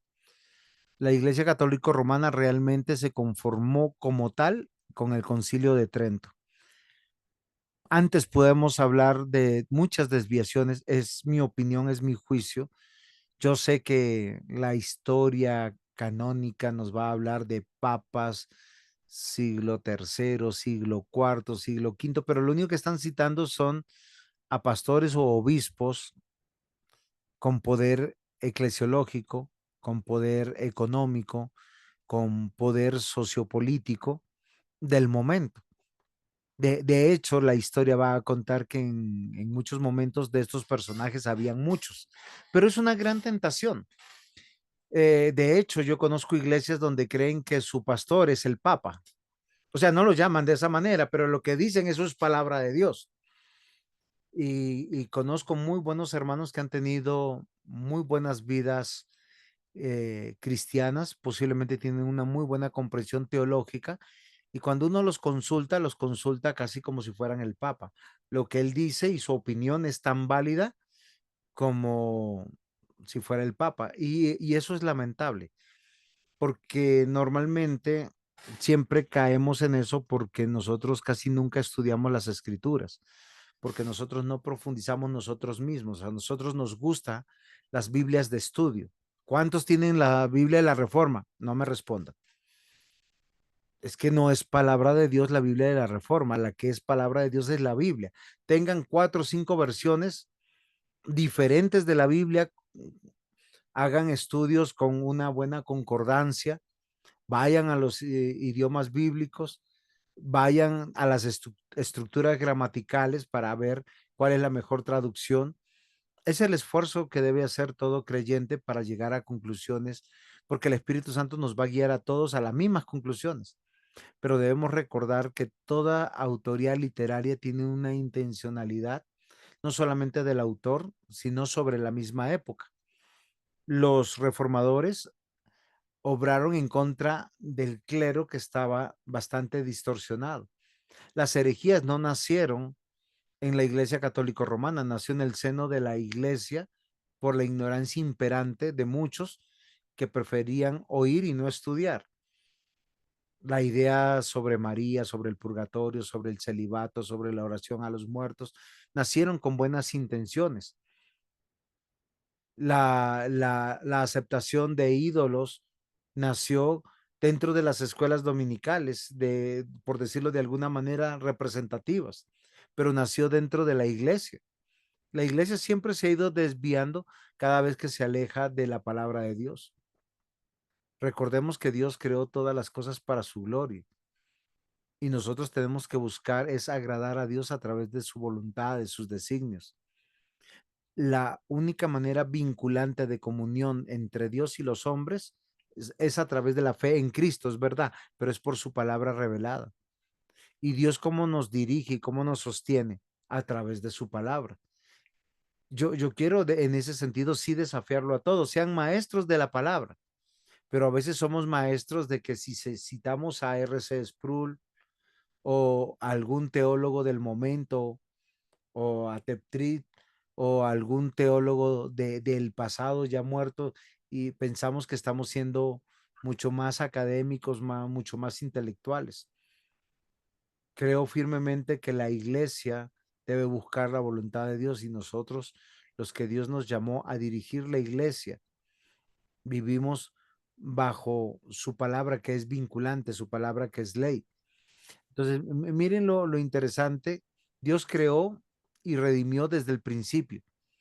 Esa promesa la hizo acá en la tierra y para una descendencia descendencia que está concatenada a través de la fe, no de un linaje de sangre, aunque nosotros vemos linaje de sangre de padres, hijos, abuelos, nietos, de generación en generación. Hay una promesa que nosotros tenemos que es la que abraza todas las promesas de la escritura y es seremos salvos en la fe de Cristo.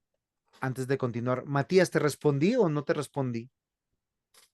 Sí, mi hermano, gracias, muchas gracias. ¿Estás de acuerdo o quieres diferir? No te preocupes, me encantan las disensiones. Sí, bueno, yo estoy de acuerdo con lo no estar citando constantemente teólogos como si fueran el Papa, porque sí, claro, o sea, de entre ellos mismos a veces uno encuentra diferencias, ¿ya? Y yo creo, y me he dado cuenta porque soy muy estudioso autodidacta. De hecho, tengo hasta una página en Facebook donde subo publicaciones. Que en el cristianismo, y quizá aquí usted puede no estar de acuerdo y lo acepto, a veces incluso con Roma o con Oriente, podemos encontrar cuestiones prácticas que son transversales. Respecto a la justificación, imposible, o sea, ahí sí que hay una diferencia tremenda. Los sacramentos también, pero hay cuestiones prácticas que, bueno, existen mayor consenso dentro de los mismos reformados a pesar de todas las denominaciones que tenemos. Pero sí hay cosas que tenemos en común, la Trinidad, el cómo tenemos que acercarnos a Dios y cuestiones prácticas que quizá al final del día son sumamente importantes en cuanto al testimonio y el extender el reino de Dios en la tierra. De repente, hablar sobre la Trinidad y cuestiones más complejas, la unión hipostática, no colaboran tanto a extender el reino como el testimonio, la vida de Cristo en uno mismo. Sin embargo, hay que tener clara cosas que son fundamentales y alejarnos de la herejía, sin duda alguna. Eso, mi hermano.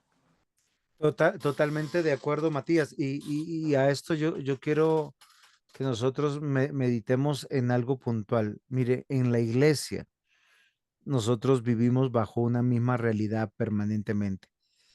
la promesa de Cristo, el cumplimiento de Cristo y la consumación en Cristo. Hay cosas que son de forma que la iglesia dejó de hacer, pero que apuntaban a la obra de Cristo. Hay cosas que son imperantes hacer porque nos recuerdan la obra de Cristo, lo que usted dijo, bautismo, cena del Señor, la predicación, la oración, la alabanza, el congregarnos, el examinarnos unos a otros, porque está hablando de la obra de Cristo. Pero hay cosas que son de forma, todos los cultos no son iguales, pero hoy en día las iglesias están saliendo de un culto histórico, reverente, para transformarse como en centros eh, positivistas de ánimo, no sé cómo decirlos, en shows de una lluvia de emociones, que eso es totalmente diferente, donde ya los pastores dejaron de presentarse de la manera más correcta posible, donde ya no tenemos altares, ya no tenemos ni siquiera púlpitos, los símbolos y señales eclesiológicos se han perdido por hablar de una modernidad imperante. Ahora, la misma escritura nos dice que todo nos es lícito, mas no todo nos conviene, no todo podemos decir que sea pecado. Pero lo que sí nosotros tenemos que ver que hay cosas que sí tenemos que mantener, como usted dijo, las cosas esenciales. Y la iglesia, en su definición, permanentemente ha cuidado la voluntad de Dios. Por eso la iglesia no tiene que ver con nosotros, tiene que ver con Dios. Los sacramentos no tienen que ver con nosotros, tienen que ver con Dios. La predicación de la palabra no tiene que ver con nosotros, tiene que ver con Dios. Los cánticos no tienen que ver con nosotros, tiene que ver con Dios. Y cuando eso es coherente al desarrollo de la asamblea, de la congregación a lo largo de la historia de la redención, estos 3 tiempos que yo les he hablado siempre, de la promesa de Cristo, el cumplimiento de Cristo y la consumación en Cristo, nos va a hacer que nosotros tengamos un buen entendimiento de la iglesia en medio de la historia de la redención.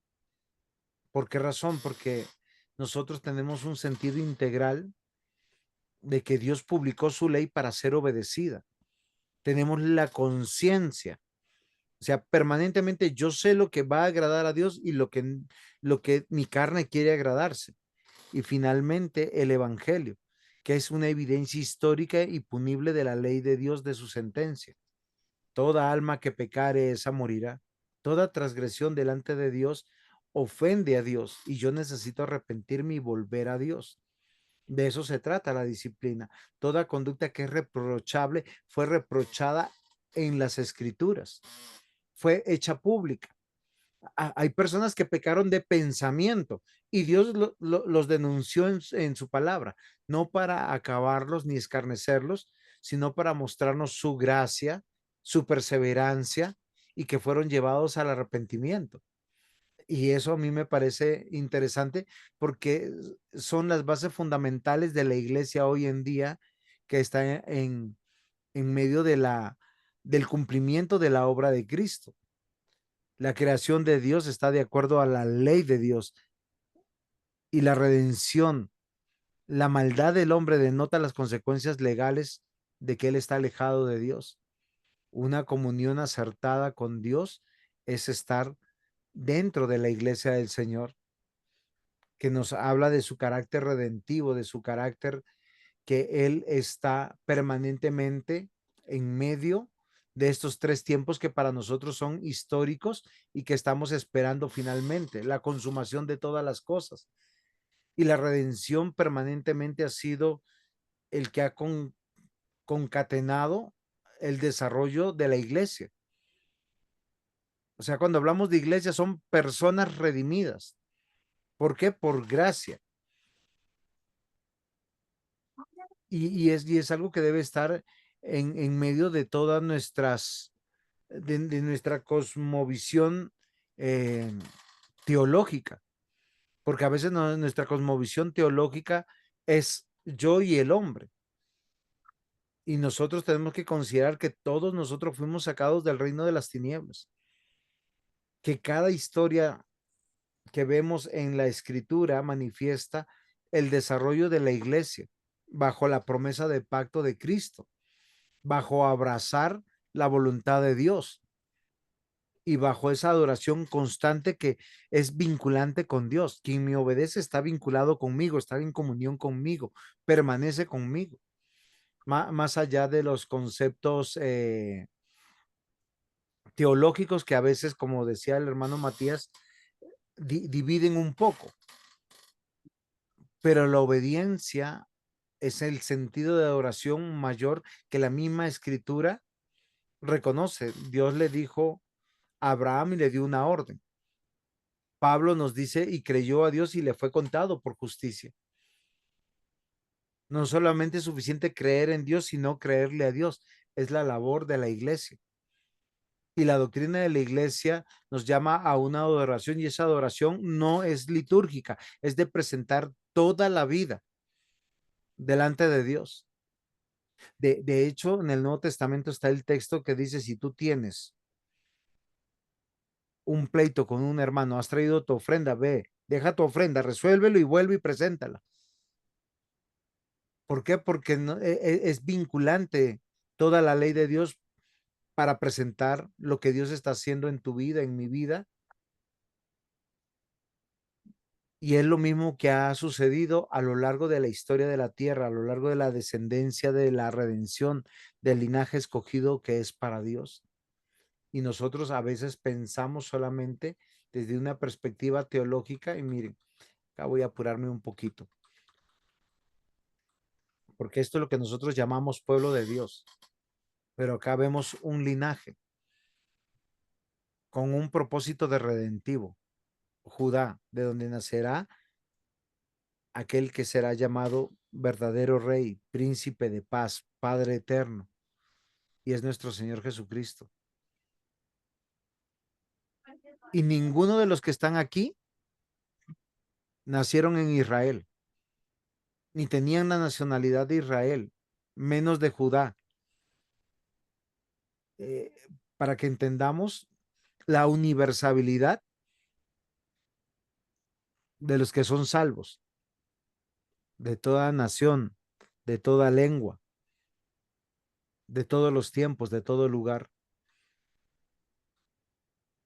Entonces, la iglesia está basada sobre algunos elementos fundamentales que tienen que ver, primero, la teocracia de Dios. O sea, Dios siempre está gobernando su iglesia y lo hace a través de autoridades que son declarativas. En el Antiguo Testamento tenemos reyes, profetas y sacerdotes. Los símbolos como la circuncisión, la Pascua y los sacrificios son parte de la necesidad de volver a Dios, de una reconciliación que obra Dios y que obrará Dios. Hebreos 10 dice, no todos los machos cabríos serían suficientes para redimir al pueblo, solo el verdadero cordero. El evento de la cruz era lo que anunciaban las fiestas, las ofrendas del Antiguo Testamento celebradas en medio de la iglesia. Y la instrucción y esos sacramentos y la disciplina son los pilares hoy de la iglesia que está esperando la consumación del reino de Dios. Todo esto para entender una sola cosa, mis amados hermanos. El origen de la iglesia está en Dios, no está en una época, no está en una cultura, no está en una sociedad. Dios estableció la iglesia no es el lugar donde nosotros nos reunimos. Antes del tabernáculo era en cualquier lugar, se levantaban unas piedras y se os ofrecía un sacrificio. Luego del tabernáculo, todos eran convocados al tabernáculo a escuchar la voluntad de Dios, a presentar adoración, la obra de Dios de sus vidas. El templo significó lo mismo, tanto el primer templo como el segundo templo. Posteriormente nos quedamos sin templo porque Cristo cumplió todos los símbolos, señales, signos de ese templo, porque la iglesia ahora se puede reunir en cualquier lugar en su presencia. La misma escritura dice, donde dos o tres están reunidos en su nombre, ahí estamos. Siempre ha sido así. En la presencia de Dios se reunió Noé, Abraham, Isaac, Jacob, Moisés. No ha cambiado. A veces nosotros vemos cosas donde no debemos ver, porque toda la escritura nos manifiesta que Dios debe ser adorado, Él debe ser obedecido, Él debe ser creído y servido, y Dios debe ser admirado. ¿Y quién lo hace? La iglesia. ¿Qué significa iglesia? Asamblea, congregación, nación santa, el reino de Dios, el pueblo de Dios, la familia de Dios. A pesar de todas las circunstancias y de todas las luchas con el pecado, la iglesia existe para la gloria de Dios, donde Jesucristo es la cabeza de su pueblo redimido. Antes de encarnarse, Él era la cabeza. Se encarnó y Él era la cabeza. Él ascendió a los cielos y sigue siendo la cabeza. Entonces, no hay una vida sin creador, no hay justicia sin ley, no hay perdón sin Cristo y no hay esperanza sin justicia. Mis amados hermanos, estoy llegando al final de la presentación y de la clase de hoy. Solo quiero desearles que puedan avanzar en el estudio del módulo. El autor es el presidente del seminario MINS. Y no sé, pastor, si hay algo más que Pastor Juan Lobos que Sí, decir, preguntar. Yo como dejo las preguntas abiertas en cualquier momento, a veces no sé si hay preguntas al final. sí, gracias, Pastor. A ver, bueno, la sugerencia que está dando nuestro pastor, ¿cierto? Que avance con la lectura del texto, ya está disponible en la plataforma. Adicionalmente, al término de cada capítulo del texto, hay un cuestionario que ustedes pueden ir contestando también para ir reforzando la lectura, independiente, ¿cierto?, del trabajo o los trabajos que dará el maestro en esta asignatura para completar el curso. No sé si hay alguna pregunta referente a la clase de hoy o del desarrollo de las futuras clases, hermanos. Me parece que no. Bueno, no sé si quieres cerrar, Pastor Juan José. Claro que sí, pastor. Recuerden que maestría requiere la lectura de un segundo libro. Si no lo tienen, me avisan y yo le envío algunas sugerencias y presentar sobre esa segunda lectura un ensayo, o sea, un reporte de lectura, más Ujú. allá de todas las otras tareas. ¿Sí? Y finalmente, pues presentar, pueden argumentar sobre las clases que estoy dando. ¿Sí? Yo como profesor nunca doy o nunca hago la tarea del estudiante, o sea, no vayan a esperar que yo les responda lo que está diciendo el libro. El libro lo conozco, lo he leído, si quieren me hacen preguntas, yo les respondo, pero mi clase es para hacer una introducción, una eclesiología correcta. Entonces, cualquier pregunta, aún usted, Pastor Juan, si usted piensa que en algo me tengo que corregir, afinar, estoy acá presto para poder hacerlo, Pastor. Amén. Muy Bien. bien, vamos a orar. Amado Amén. Señor, Padre, gracias por redimirnos, Señor. Gracias por darnos vida. Gracias por reconciliarnos contigo. Gracias por tu Santo Espíritu. Señor, ayúdanos a crecer en nuestra fe. Ayúdanos, Señor, a madurar en nuestra fe para poder discernir no solamente los tiempos, sino tu palabra y para poder ser útiles dentro de tu reino. Cada uno de los que estamos aquí, Señor, deseamos predicar y enseñar fielmente a tu palabra. Socórrenos, Señor, y tal como tú has prometido que tu Espíritu Santo nos llevará y nos guiará a toda verdad, te lo rogamos en el nombre de Jesús. Amén.